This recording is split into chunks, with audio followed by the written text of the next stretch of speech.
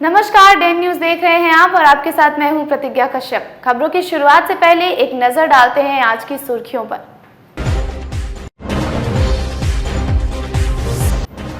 अहियापुर के लालू राय हत्याकांड में मां के साथ 2 आरोपित गिरफ्तार। अपराधियों ने चाकू से गोदने के बाद गोली मारकर कर दी थी हत्या।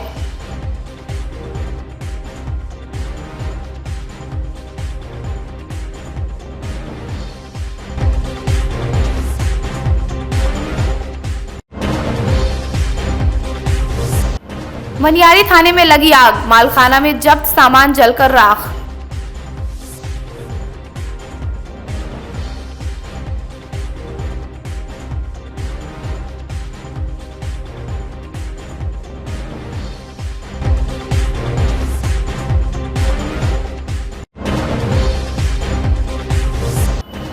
और जयंती पर याद किए गए बाबू जगदेव प्रसाद, दी गई भावभीनी श्रद्धांजलि।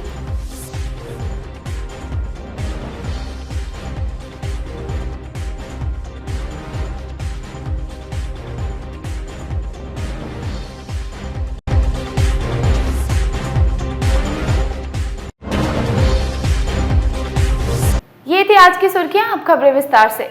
अहियापुर के आदन छपरा गांव में सोमवार की रात मजदूर लालू राय को अपराधियों ने चाकू से गोदने के बाद गोली मारकर हत्या कर दी। इधर मामले में पुलिस गांव की ही गायत्री देवी और उसके 2 बेटे सोनू और मोनू को गिरफ्तार कर आगे की कार्रवाई में जुटी हुई है। बताया जा रहा है कि लेन देन के मामले में लालू राय की हत्या कर दी गई। अपना समय हल्ला हुआ था, दौड़ गए। चचा के मुंह जाते थे और गोली मारा। सोनू कुमार, मोनू के देखे, गायत्री देवी के हाथ में छुरी रखे, चंद्रशेखर पिस्टल मारा मेरे सामने। चचा के मुंह जा रहा था, आवाज़ नहीं निकल रही, बोलेगा तो आपों को मार देंगे। आप वहीं पर थे? हाँ, हम दौड़ते गए, गोली फायरिंग किया था, हम लोग पीछे हट गए। चक्कू ही मारा, गोली दी? तो बाबूजी को गोली मारा, चक्कू गायत्री देवी हाथ में रखी थी। अच्छा, किस चीज़ का दुश्मनी था? 15-20 दिन पहले झगड़ा हुआ था। किस बात के लिए? लड़का के ठोकर मारे, 3 साल का लड़का था, उसको बेटा ठोकर मार दिया, उसी से बोला चालू हुआ था। वो लोग शराब कारोबारी भी है? इस्माइकल पीता है। इस्माइकल शराब भी बेचता था? बेचता नहीं, पीता है, दोस्ती महीने के जगह पीता खाता है। गलत व्यवहार वहाँ पर होता है। गलत व्यवहार, विरोध भी करते थे आप लोग? हाँ, बहुत झगड़ा, विरोध करते थे, झगड़ा। कौन कौन था ऐसा? उसमें कौन कौन शामिल है? टोटल का नाम बताइए। 3 के नाम नहीं जानते, 4 को पहचानते। गायत्री देवी है, 2 बेटा मोनू कुमार, सोनू कुमार और चंद्रशेखर शाह। सब वही पड़ोसी है? हाँ, चंद्रशेखर शाह ईसरपट्टी घर है। कल शाम में आदान छपरा में एक लालू राय नामक व्यक्ति की हत्या कर दी गई है। पोस्टमार्टम से एक क्लियर हुआ कि उनकी हत्या गोली और चाकू दोनों का प्रयोग किया गया है। आग्नेयास्त्र और चाकू दोनों का प्रयोग हुआ है। इस संबंध में 4 लोगों के विरुद्ध में कांड दर्ज किया गया, जिसमें पुलिस के द्वारा छापामारी करके 3 व्यक्ति की नामजद अभियुक्तों की गिरफ्तारी कर ली गई है। एक व्यक्ति के विरुद्ध अभी छापामारी चल रही है। कांड इस घटना के संबंध में कारण जो अभी तक सामने आया है, एक पुराना विवाद है। 1 महीना पहले जो मृतक हैं उनके पोता को गांव के ही एक सोनू नामक लड़के ने धक्का मार दिया था, जिससे उसके पैर में काफ़ी चोट आई थी। तो उन लोगों के द्वारा इस पे दबाव बनाया जा रहा था कि इसको दिखाओ, इसका पैर काफ़ी चोटिला हो गया है। उसी क्रम में इन लोग दिखाने से इनकार कर रहे थे, तो विवाद बढ़ते चला गया और इस विवाद में ही इनके द्वारा, अभियुक्तों के द्वारा इनको धमकी दी गई थी कि आपको भी हम लोग जिंदा नहीं छोड़ेंगे। और संभवतः इसी क्रम में कल ये घटना घटी है। मतलब जो मृतक है उन्हीं के पोता को पहले भी मारा गया था, मतलब चोटिल किया गया था? हाँ, वो बच्चा था, वो 5-6 साल का बच्चा है, उसको धक्का लग गया था। इधर मीनापुर विधायक मुन्ना यादव ने एक बार फिर मुख्यमंत्री को खड़ी खोटी सुनाते हुए राज्य में कानून नाम की कोई चीज नहीं होने की बात कही। कौन दिन घटना नहीं घटता है सो बताइए। शराब कारोबारी जिसका विरोध किया, उसके कारण जो है आज से 15 दिन पहले गांव में बच्चा में झंझट हुआ और ये घटना को अंजाम दिया गया है। 3 आदमी पकड़ाया है, 3 आदमी फरार है। अब बयान उबान हुआ है, अभी देखिए। अभी तो बिहार में तो लॉ एंड ऑर्डर खत्म है। अपराधी जो है का अपराधी का मनोबल इतना बढ़ा हुआ है, सरकार का कोई अंकुश नहीं है। पूर्व में भी सुशील मोदी जी क्या कहते थे अपराधी को, जिस समय गया में पितृपक्ष का मेला लगा था तो कहे थे कि अपराधियों को कि 15 दिन के लिए छोड़ दीजिए। तो सरकारें अपराधी को संरक्षण दिए हुए, कोई सुरक्षित नहीं है। और जितना जो है सुशासन का बात करे सब ढकोसला है। शराबबंदी लगातार घटना घट रही है। शराब बंद है। ट्रक हजारों ट्रक आ रहा है, उसका पैसा नीतीश जी के यहाँ जा रहा है। नीतीश जी मालो माल बने हुए हैं। शहीद एक्सप्रेस ट्रेन में एक युवक की संदेहास्पद मौत हो गई। सोमवार की रात ट्रेन के मुजफ्फरपुर जंक्शन पहुंचते हड़कंप मच गया। रेल पुलिस ने शव को कब्जे में लेकर पोस्टमार्टम के लिए एसकेएमसीएच भेज दिया। बताया गया कि मृतक 24 वर्षीय गरीबनाथ मंडल गायघाट के कोठिया का रहने वाला था। लुधियाना में मजदूरी करने के दौरान उसकी तबीयत खराब हो गई।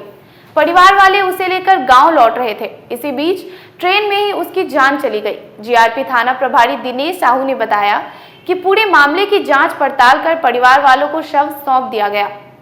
ये शहीद एक्सप्रेस से एक गरीबनाथ मंडल जो पहले से बीमार था, आ रहे थे और ट्रेन में S1 में उसका डेड बॉडी मिला है, जिसकी पोस्टमार्टम करा दी गई है और अगतर कार्रवाई की जा रही है।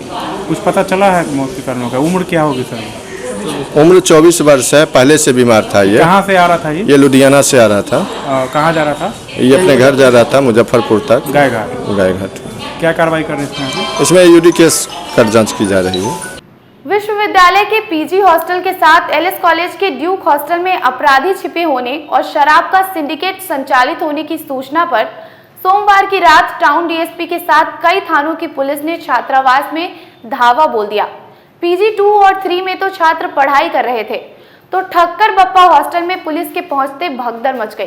कई छात्र भागने का प्रयास करने लगे, जिन्हें खदेड़ कर पकड़ लिया गया। ड्यूक हॉस्टल के मात्र 4 से 5 कमरे ही खुले मिले। पुलिस के पहुंचने से पहले ही छात्र दूसरे गेट से निकल गए थे। पीजी 1 हॉस्टल के कैंपस में कई शराब की बोतलें मिली। इस हॉस्टल के कई छात्रों को हिरासत में लेकर पुलिस पूछताछ कर रही है। उसमें 3 लोगों को छापामारी के दौरान में सत्यापन के लिए लाया गया था।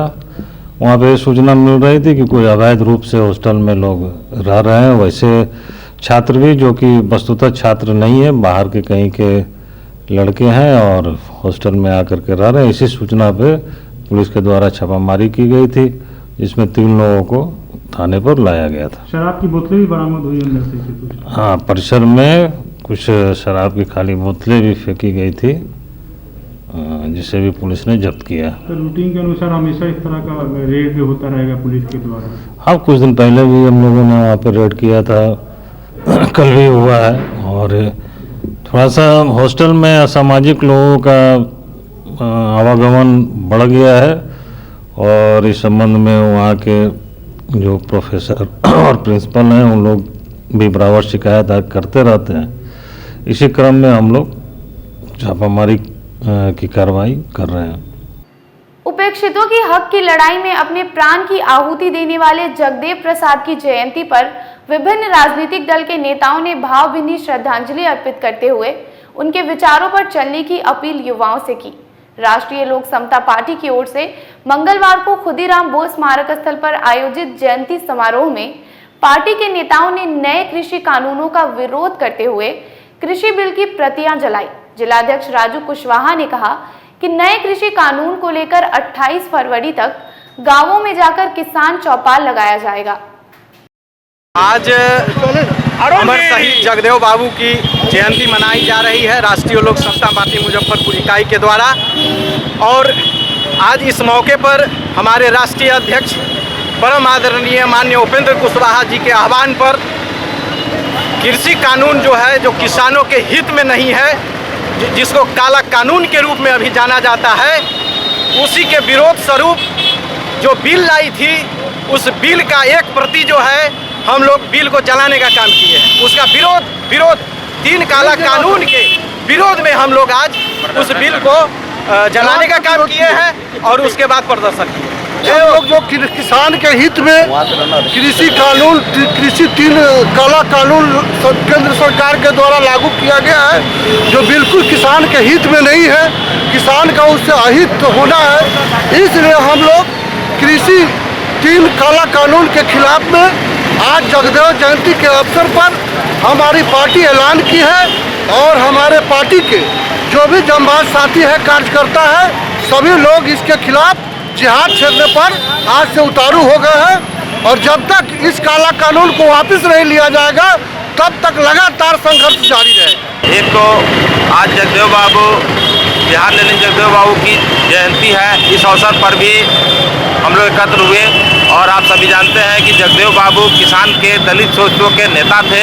इसलिए आज जो किसानों के विरुद्ध जो भारत सरकार ने नियम लाया है, कानून बनाया है, उसके खिलाफ पार्टी जो है उसकी राजप्रति को जलाने का काम किया है। कारण यह है कि अभी जो कानून, कृषि कानून लाई है सरकार ने, इससे किसानों का हित नहीं है। इसमें बहुत सी बात ऐसी हैं जो किसानों के हित के विरुद्ध है। यह कानून आने से निश्चित रूप से अंग्रेज के ज़माने में ईस्ट इंडिया कंपनी जो आई थी, उस तरह की व्यवस्था यहाँ हो गई है। उद्योगपति, बड़ा बड़ा घराना कृषि पर हावी हो जाएंगे और किसानों का हित का कोई ख्याल नहीं रखा गया है, MSP का ख्याल नहीं रखा गया। इसमें जो कानून बनाए गए हैं उसमें भंडारण की लिमिटेशन नहीं है, जिससे कि उद्योगपति कितना भी खरीद करके, सटोरिये खरीद करके बाद में अधिकतम मूल्य पर बेचेंगे, जिससे किसानों का और आम पब्लिक का शोषण होगा। सड़क सुरक्षा सप्ताह के तहत मंगलवार को community traffic police, scout guide एवं नेहरू युवा केंद्र की ओर से साइकिल रैली निकाली गई। डीएम प्रणव कुमार ने हरी झंडी दिखाकर रैली को रवाना किया। मौके पर डीडीसी सुनील कुमार झा, डीपीआरओ कमल सिंह सहित कई अन्य अधिकारी मौजूद रहे। डीएम ने कहा कि जागरूकता से ही व्यवहार में परिवर्तन लाया जा सकता है। उन्होंने कहा कि ज्यादातर सड़क दुर्घटनाएं लापरवाही और सुरक्षा नियमों का पालन नहीं करने पर ही होती हैं। इस प्रकार के कार्यक्रम से लोगों को जागरूक किया जा सकता है। ये सड़क सुरक्षा सप्ताह मनाया जा रहा है आपदा प्रबंधन विभाग के तत्वाधान में। सड़क सुरक्षा सप्ताह के अवसर पर आपदा प्रबंधन विभाग द्वारा विभिन्न माध्यमों से आम आवाम को जागरूक किया जा रहा है। इस कड़ी में आज साइकिल रैली को हरी झंडी दिखाकर जिलाधिकारी ने रवानगी की है और ये रैली प्रतीकात्मक रूप से क्षेत्र में, शहर में भ्रमण करते हुए लोगों को जागरूक करेगी और सड़क सुरक्षा के संबंध में इससे जागरूकता उत्पन्न होगा। स्मार्ट सिटी योजना के क्रियान्वयन में तेजी दिख रही है। नवनिर्वाचित नगर विधायक विजेंद्र चौधरी इसे लेकर तत्पर हैं।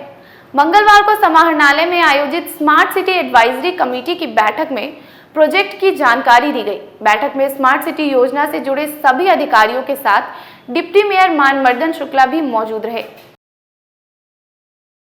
आमगोला सत्संग गली निवासी गीता देवी ने काजी मोहम्मदपुर थाने के एक पुलिस अधिकारी पर भू माफियाओं के साथ मिलकर घर में तोड़फोड़ करने का आरोप लगाया है। गीता देवी का कहना है कि अघौरिया बाजार के अजय सिंह और विजय सिंह से उसके ससुर ने कुछ रकम उधार ली थी, जिसे चुका भी दिया। इसके बावजूद पुलिस से सांठगांठ कर घर में तोड़फोड़ करा दी गई। गिरगी पर हमारे ससुर दे ले थे तो गिरवी के पैसा भी दे दिए। अजय विजय जी है ना, से पुलिस के पैसा खिवा के मैंने हमारा पीछे ही से करवा रहे हैं। आज क्या हुआ? आज हुआ कि हम डॉक्टर को दवाई लगी गए थे और घर में ताला मारल था। पुलिस आके ताला मारल पर लात मार के तोड़ दिए और तोड़ के घर में सारा सामान बिखरा के ट्रंक में पैसा था वो भी निकाल लिए। हमसे भी पैसा ले ले 20,000 रुपया कि हम आपको घर बनवाने देंगे।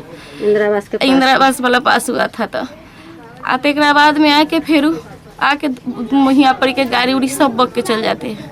सारा पब्लिक बोला कि आज न है, काहे के लिए मैंने ताला तोड़ रहे हैं। तो सबके यहाँ पर के धत्कार रहे थे कि लेडीज पुलिस ला के सबके पकड़वा देंगे यहाँ पर के, अगर जो आदमी बोल दिए तो। हमारे तो देखे सारा ऐसे ही है बिखरल। और साहब हमारा हालत खराब हो गया। शिक्षक बहाली में अभी तक मेरिट लिस्ट नहीं बनने से नाराज CTET पास अभ्यर्थियों ने एक बार फिर मंगलवार को जिला शिक्षा पदाधिकारी के समक्ष जोरदार प्रदर्शन किया। अभ्यर्थियों ने कहा कि मेरिट लिस्ट को NIC के साइट पर नहीं डालकर फर्जीवाड़ा का खेल खेला जा रहा है। लोग यहाँ डीपीओ कार्यालय मुजफ्फरपुर में हैं। हम लोग सभी शिक्षक अभ्यर्थी हैं और हम लोग को लगातार फाइनल मेरिट लिस्ट जारी करने के लिए हम लोग लगातार धरना प्रदर्शन कर हैं। पिछले दिन आपको जैसा मालूम होगा कि हम लोग यहाँ डीपीओ कार्यालय में बहुत शोर शराबा हुआ, तालाबंदी हुआ, लेकिन बोले सर कि हम लोग फाइनल मेरिट लिस्ट जारी कर देंगे, लेकिन अभी तक जारी नहीं हुआ। जिसमें हम बता रहे हैं कि मुजफ्फरपुर के जिसमें है साहेबगंज है, पारू है, बोचहा है, मोतीपुर है, कटरा है एवं औराई के पंचायतों में फाइनल लिस्ट जारी अभी तक नहीं किया जा चुका है। कारण क्या लगता है जारी न करने सर, जारी नहीं करने का मतलब हम लोग इन लोगों का मनमानी है या क्या है, वही समझने के लिए हम लोग आए हैं। लगातार उस दिन भी डेट जारी जिलाधिकारी के थ्रू से 3 दिन का टाइम जो अल्टीमेटम दिया गया था कि हम लोग उस पर कानूनी कार्रवाई करेंगे, लेकिन अभी तक कानूनी कार्रवाई भी नहीं हुआ और वो लोग जारी भी नहीं कर सके। तो इसीलिए हम लोग आज फिर से आए हैं कि यहाँ देखने के लिए। वैसे हम डीपीओ साहब को अनुपस्थित हैं अभी, लेकिन हम लोग इनका रिसीविंग जो है ले लिए, यहाँ जारी दे दिए हैं। तब इसके बाद हम लोग डीओ साहब से हम मिलने का काम करेंगे कि आखिर ऐसा हम लोगों के साथ क्यों हो रहा है। कुमारी हुआ, मैं मुजफ्फरपुर से हूँ।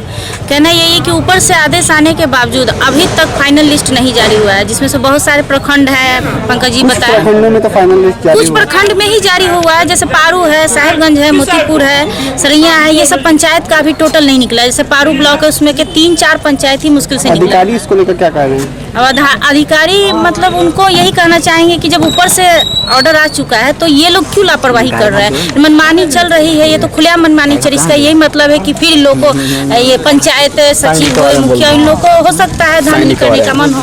क्या लगता है डेढ़ी सब फर्जीवाड़े की आशंका? फर्जीवाड़े की आशंका अगर नहीं निकाला तो मतलब 100% इसमें फर्जीवाड़ा ही चलेगा। मंगलवार की शाम मनियारी थाना में अचानक आग लग गई। थाने में आग लगने की सूचना पर जिला मुख्यालय के पदाधिकारी भी परेशान हो गए। बताया गया कि थाने के मालखाने में आग लगी है। फायर ब्रिगेड को सूचना देने के साथ आग पर काबू पाने में पुलिसकर्मी जुट गए। दर्शकों को बता दें कि मालखाना में जब्ती सामान रखे जाते हैं। अरे शॉर्ट सर्किट से आग लग गया है मालखाना में। कितना का क्षति होगा लगभग? अभी क्षति का आंकलन नहीं बता सकते हैं, आग बुझ जाने पर बताया जाएगा। कितना देर पहले आग लगी है सर? 15-20 मिनट पहले आग लगी। बुझाने की प्रक्रिया चालू है? हाँ, बुझाने की प्रक्रिया, बुझाने की प्रक्रिया सभी लोग लगे हुए हैं। फायर ब्रिगेड भी आ चुकी है। कोशिश में है कि जल्द से जल्द आग पर काबू पा लें हम लोग, और पा भी लेंगे। अमर शहीद जगदेव प्रसाद के 99वीं जयंती पर मंगलवार को इमली चट्टी स्थित जेडीयू कार्यालय में जयंती समारोह का आयोजन किया गया। मौके पर उपस्थित जिला अध्यक्ष मनोज कुमार, प्रवक्ता मोहम्मद जमाल सहित तमाम नेताओं ने जगदेव बाबू के चित्र पर पुष्प चढ़ाकर श्रद्धा सुमन अर्पित किया। जिला अध्यक्ष ने कहा कि तमिलनाडु में दलित पिछले वर्ग में जागरूकता लाने का श्रेय जिस प्रकार मरियार रामास्वामी को मिला, उसी प्रकार बिहार में शोषित, गरीब, वंचित और उपेक्षित की लड़ाई में बाबू जगदेव प्रसाद का अहम योगदान रहा है। जगदेव बाबू के कार्यक्रम में हम लोग सारे जदयू परिवार यहाँ पर उपस्थित हैं। जो दलित वंचित समाज के बारे में जितना काम जगदेव बाबू किए हैं, उसको मूर्त रूप देने में माननीय मुख्यमंत्री जी आज काम कर रहे हैं। जो सबसे निचले पौधान पर जो लोग थे, उनको सम्मानजनक पंचायती राज व्यवस्था हो या किसी तरह की नौकरी हो, हर जगह सम्मान देने का काम नीतीश जी किया है। इसी का लड़ाई लड़ते लड़ते जगदेव बाबू शहीद हुए और उनकी याद में हम लोग आज यहाँ पर एकत्रित हुए हैं, सभी जदयू परिवार।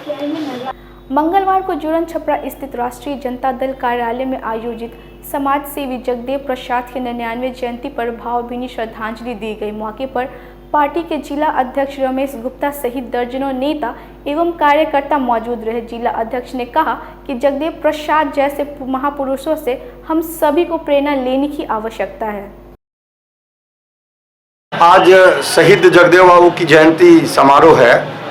जगदेव बाबू अक्सर कहा करते थे कि 100 में 90 शोषित है और शोषित भाग हमारा है, और वो गरीब मजलूम के लिए बराबर लड़ते रहे और आज़ादी की लड़ाई में भी उनकी अहम भूमिका रही है। आज़ादी की लड़ाई में उन्होंने काफ़ी अपना योगदान दिया था।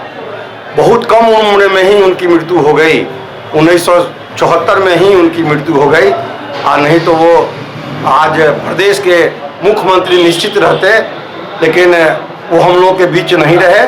बहुत यंग में ही उनकी मृत्यु हो गई थी। जल जीवन हरियाली अभियान को समाहरणालय में आयोजित बैठक में पौधशाला सृजन और सघन वृक्षारोपण अभियान पर चर्चा की गई। साथ ही प्रत्येक महीने के प्रथम मंगलवार को जल जीवन हरियाली सप्ताह के तौर पर मनाने का निर्णय लिया गया है। कार्यशाला का आयोजन हुआ। जल जीवन हरियाली के तहत आपको मालूम होगा कि प्रत्येक माह के प्रथम मंगलवार को जल जीवन हरियाली दिवस मनाया जाना है। उस क्रम में आज मंगलवार है और आज भी जल जीवन हरियाली दिवस का आयोजन विभिन्न प्रखंड मुख्यालयों के साथ साथ जिला मुख्यालय में भी हुआ है।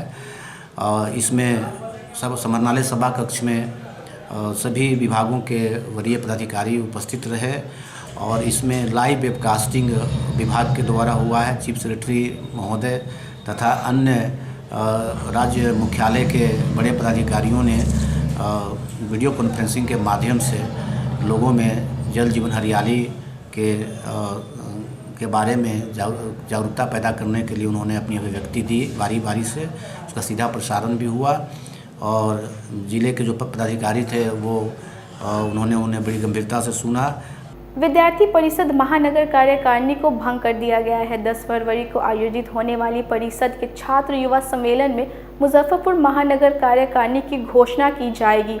मंगलवार को नया टोला स्थित परिषद के कार्यालय में आयोजित प्रेस वार्ता में बताया गया है कि सम्मेलन में शैक्षणिक समस्या के साथ देश, प्रदेश एवं स्थानीय परिदृश्य पर चर्चा होगी। प्रेस वार्ता के दौरान विश्वविद्यालय संयोजक केशरी नंदन शर्मा, सह संयोजक प्रभात श्रीवास्तव, जिला संयोजक पुष्कर सिंह सहित कई अन्य छात्र नेता मौजूद रहे। 21 से 22 सत्र का उसका हम लोग महानगर इकाई गठन करेंगे। उसमें अध्यक्ष, महानगर मंत्री, ऐसे दायित्व, प्रमुख दायित्व का उसमें दायित्व दिया जाएगा। उसके बाद वर्तमान समय में क्योंकि कोरोना काल था, कोरोना काल में होने के बाद अभी छात्र लोग परेशान हैं। छात्र लोग अभी एक भय का माहौल है कैंपस में कैसे जाए कोरोना की वजह से। उसके लिए हम लोग जागरूक करेंगे कि आप लोग अपने कैंपस में फिर से जाएँ। इसी सब मुद्दे पर वहाँ पर बात होगी। इसका 2 मुख्य विषय है। एक तो हमारा जो वार्षिक इकाई का पुनर्गठन होता है उसको हम लोग अगले 10 तारीख को करने जा रहे हैं। उस विषय में जैसा कि अभी हमारे पुष्कर जी बता रहे थे, जिला संयोजक। और दूसरा विषय है विश्वविद्यालय से संबंधित, क्योंकि ये पूरा विश्वविद्यालय कोरोना काल के बाद, कोरोना के समय से ही पूरा छात्र समुदाय जो है एक तरीके से मतलब कैसे क्या होगा चिंतित था। और उस बीच में एक हमारा जो इस विश्वविद्यालय में एक कह सकते हैं कि उसको करप्शन कह सकते हैं या अराजकता कह सकते हैं, उसका एक बहुत बड़ा खेल खेला गया है। तो हम कुछ उस विषय में भी आपको रखना चाहेंगे और साथ ही हम यह भी बताना चाहेंगे कि इन सभी पर पर्दा रखने के लिए एक योजना के तहत कैंपस में प्रशासन के माध्यम से एक वहाँ भय का माहौल भी बनाने का प्रयास विश्वविद्यालय के कुछ प्रशासनिक पदाधिकारियों के द्वारा योजना के तहत किया जा रहा है। तो इस विषय में हम अभी ये प्रेस कॉन्फ्रेंस आयोजित हम लोग किए हैं।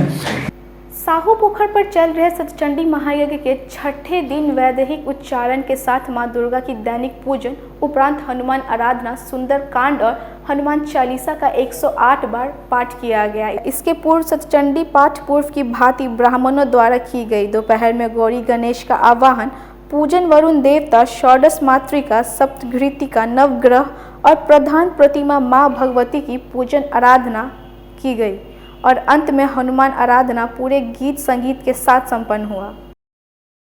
साहू पोखर पर चल रहे सतचंडी महायज्ञ के 6ठे दिन दैनिक पूजन के उपरांत आज हनुमान आराधना की गई। हनुमान जी का सुंदर कांड का पाठ हुआ, 108 बार हनुमान चालीसा पढ़ा गया और बजरंग बाण का पाठ हुआ और इसमें सैकड़ों श्रद्धालु जो है दूर दूर से इस पाठ में पूजा में शामिल हो रहे हैं। और कल साहू पोखर स्थित तीनों मंदिरों में श्रृंगार पूजन होगा। आप सभी दर्शक जो यह खबर देख रहे हैं वो इस पूजा में शामिल होकर पुण्य के भागी बने। इसी के साथ आज की खबरों का सिलसिला यहीं पर होता है समाप्त। कल फिर मिलेंगे कुछ नई खबरों के साथ। तब तक के लिए डे न्यूज परिवार को दीजिए इजाजत। नमस्कार।